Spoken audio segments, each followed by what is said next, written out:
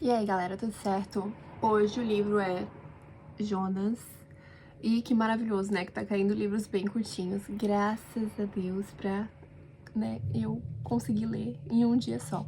Mas vou confessar que eu fiquei um tempinho sem gravar, tá bom? Então não foi um hábito que eu mantive nesses últimos dias.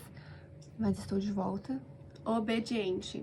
Então, o livro de Jonas começa com Deus já pedindo para que Jonas vá até Nínive, uma cidade, e que ele comece então a profetizar e a declarar de que Deus está bravo com essa cidade e que ele vai amaldiçoá-la, né? Ele vai causar uma grande destruição se eles não se arrependerem. Então esse é o comando dado por Deus a Jonas, o próprio Deus, dado a Jonas. O que Jonas faz? Ele obedece? Não. O que ele faz? Ele pega um barco e vai na direção oposta à cidade de Nínive. Olha só a ousadia do homem. Ele pega um barco e em vez de ir para a cidade que Deus mandou ele ir, ele vai pro outro lado, tudo bom? E fazendo isso como se Deus não, né, achando que Deus não ia reparar, né? Qual a ideia? Olha a ideia, olha. Só que aí, enquanto ele tava nesse barco, né, viajando, Deus mandou uma grande tempestade, assim, então um vento forte, eles estavam até com medo de que o barco se partisse no meio. Aí todo mundo ia de arrasta.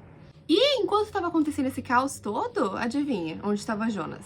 Ele estava dormindo, em paz, sem nem perceber o caos que tá ao redor dele. E eles começaram a perguntar, meu Deus, por que que isso tá acontecendo, né? Eles começaram a desconfiar de que era algo muito além. Tipo assim, não era uma simples tempestade. Alguém ali tava, né, errado com Deus. Então eles começaram a perguntar quem é que tava errado com Deus. Olha o barulhão. Quem é que tava errado com Deus? Eles descobriram, né? Na verdade, Jonas disse que era ele que estava errado com Deus, que ele não devia estar ali, que Deus estava furioso e que ele estava causando tudo aquilo ali por causa dele. E aí os marinheiros perguntaram, tá, então o que a gente deve fazer? E aí Jonas fala, gente, vocês têm que me lançar ao mar. É a única solução. Vocês têm que me jogar no mar, naquele mar que tava caótico. E ele, gente, é isso então, galera. Só que não foi o que eles fizeram. Até porque eles estavam com um leve medo de que jogar Jonas no mar causasse ainda mais fúria em Deus. Mas então eles, né, como não iam jogar ele no mar a princípio, eles continuaram tentando remar com mais força, tentar sair daquele meio, né, sem ter que arremessar um homem ao mar. Só que eles perceberam que não estava rolando, não estava melhorando nada, remar mais forte ou realmente a única solução capaz para aquele momento era jogar Jonas ao mar. E aí eles pediram perdão a Deus, porque, olha, Senhor, eu sei que isso é errado, eu sei que ele vai muito provavelmente morrer, Senhor, mas por favor não nos culpe da morte desse homem, é porque realmente é a única solução, porque, né, se ele não morrer, todos nós morreremos. Então aí eles fazem, né, esse apelo ao Senhor, e depois também comenta que eles fazem sacrifícios, então imagina o medo que eles estavam, imagina o caos que tava no meio daquele mar, para eles estarem assim, tão ansiosos, tão aflitos, né, com o que poderia acontecer com eles. E aí, os marinheiros pegaram Jonas e arremessaram ele no mar. Só que aí, quando ele caiu no mar, veio um grande peixe e engoliu Jonas. E aí, Jonas ficou na boca desse peixe por 3 dias e 3 noites. E aí eu fico pensando, gente, eles falam que é um grande peixe. Um grande peixe. Não era tipo uma baleia, era um grande peixe. E eu fico pensando, 3 dias e 3 noites dentro da boca de um bicho.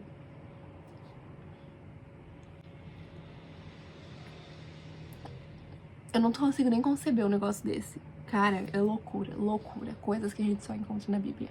Aí tudo bem, aí ele ficou lá dentro do peixe, né? Dentro da boquinha do peixe, pequenininho. E aí ele fazia orações, né? Ele reconheceu então que realmente, assim, só o Senhor era a salvação dele, que ele tinha que ser obediente. Ele meio que confessa todas essas coisas. E aí Deus enxerga nele realmente um coração arrependido e o peixe gospe o homem. E aí, pela segunda vez, Deus fala que era pra ele se aprontar ir até a cidade de Nínive, anunciar que dali a 40 dias, dentro de 40 dias, Nínive será destruída. E aí Jonas, desta vez, obedeceu e ele foi a Nínive. E era uma cidade muito grande, tipo, pra caminhar ela tinha que levar 3 dias. Aí ele caminhou por um dia inteiro pra chegar meio que no centrão, assim, do lugar. E ele começou a anunciar isso, que dentro de 40 dias, se não houvesse arrependimento do povo, Deus destruiria Nínive. Só que o povo realmente se arrepende. O povo convoca jejum. Assim, desde as pessoas mais importantes, mais influentes daquela cidade, até as pessoas mais humildes, mais pobres, todas elas reconheceram a necessidade de arrependimento. Até o próprio rei, ele instituiu um jejum e um momento de oração, de quebrantamento do povo. E até os animais entram nessa, gente. Até os animais ficam sem comer, porque era um povo que necessitava de muito perdão, de muito arrependimento. E aí Deus viu o que eles fizeram. E ele enxergou arrependimento naquele povo. Ele viu que eles realmente abandonaram seus maus caminhos. Então, ele mudou de ideia e não castigou aquela cidade, como ele já havia dito que faria. Então ele voltou atrás. E aí, por causa dessa escolha de Deus de redimir essa cidade, ele ficou com muita raiva. Jonas ficou emburradinho. E aí ele orou bem assim, ó: Ó Senhor Deus, eu não disse, antes de deixar a minha terra, que era isso mesmo que ia fazer? Foi por isso que fiz tudo para fugir para a Espanha, que era o lugar que ele iria quando ele pegou o barco, que aí aconteceu a catástrofe toda. Eu sabia que és Deus que tem compaixão e misericórdia, sabia que és sempre paciente e bondoso e que está sempre pronto a mudar de ideia e não castigar. Então, olha só, Jonas, ele fugiu, né, da primeira vez que Deus deu o comando a ele, por saber que Deus voltaria atrás, que Deus perdoaria aquela cidade, caso eles verdadeiramente entregassem seus corações e houvesse um quebrantamento e um reconhecimento de que eles estavam em maus caminhos. Então Jonas não queria nem ir lá, ele achava que aquela cidade deveria ser punida, então ele evitou o máximo possível, né? Não rolou, né? Deus, né, não permitiu que ele fugisse desse chamado que ele teve para Jonas. E a gente vê que ele queria realmente que toda aquela terra fosse punida. Ele queria ter o julgamento superior ao de Deus. Ele achava que aquela cidade merecia ser completamente dizimada, sem considerar as crianças, sem considerar os animais, sem considerar pessoas que às vezes estavam lá, que tinham um bom coração. Mas é interessante a gente ver isso. Ele estava se julgando ter um julgamento superior ao de Deus.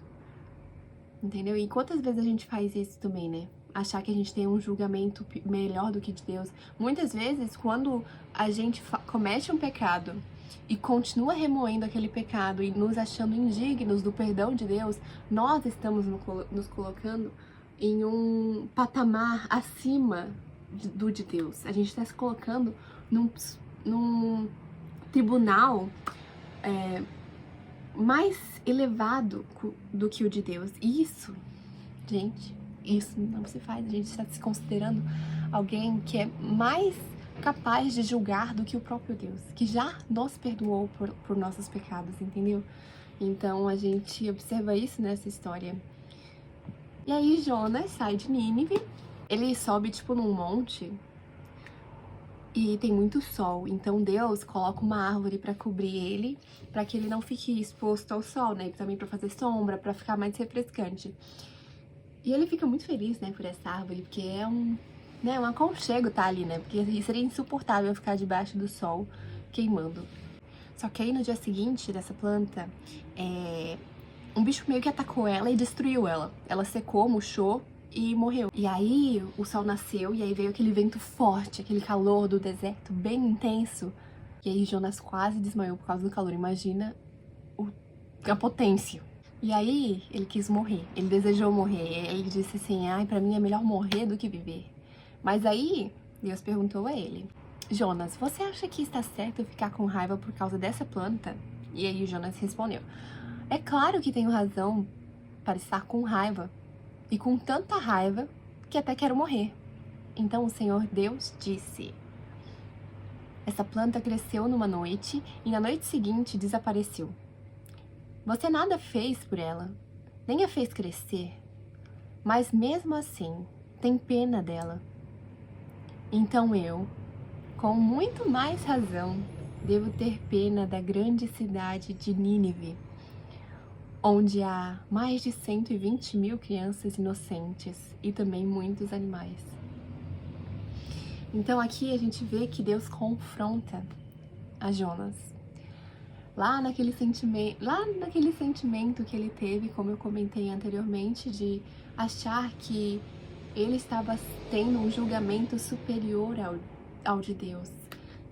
E aqui a gente vê que ele confronta o próprio Jonas e abre a visão dele para enxergar muito além daquilo que ele achava que deveria ser punido.